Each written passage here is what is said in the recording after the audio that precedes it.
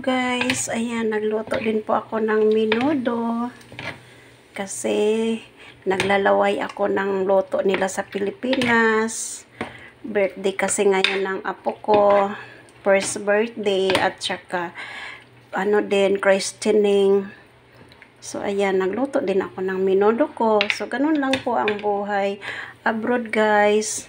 Magluluto tayo ng food din kung gusto natin kumain, 'di ba?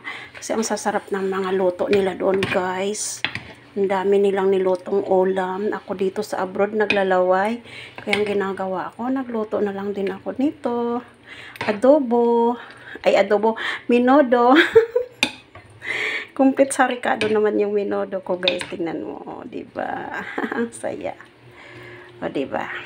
So, let's eat menudo ni Jocelyn's Vlog OFW Taiwan. Ayan, yummy yummy. O, diba? Kain na. Let's eat. Sarap, oh.